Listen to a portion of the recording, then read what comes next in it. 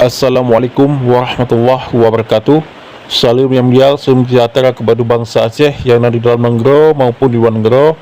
Pada kesempatan orangnya tanggal 20 November tahun 2025. Instruksi dari Tuan, instruksi dari Tuan melalui Tunku Fajri Kurung yang na di luar negara.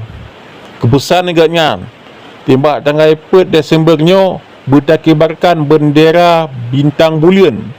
Bahwasannya bendera bintang bulannya tanda simbol negara Aceh Liberation Front, Aceh Merdeka.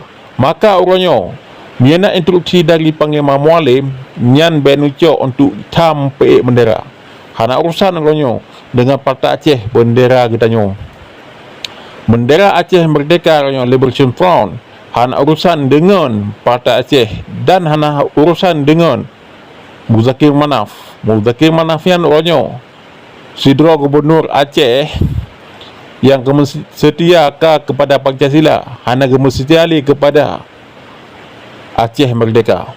Maka orangnya tacok penutuh dari Tengku Fajri Kurung yang na di luar negara UPA bendera Tengku Hanif, Tengku Fajri Kurung, Tengku Hanif, Tengku Fadlun UPA bendera bintang bulan 4 Desember supaya diakui oleh PBB bahwasannya Acehnya mantang getim, mantang na untuk berjuang Aceh Merdeka.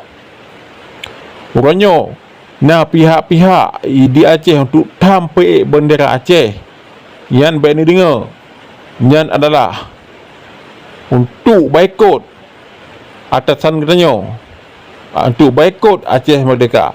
Orangnya hanya melalui GOP, orangnya tabanan atas melalui rakyat Aceh. Utusan dari Tunku Fajri Kurung, Tunku Hanif di luar negara. Wassalamualaikum warahmatullahi wabarakatuh.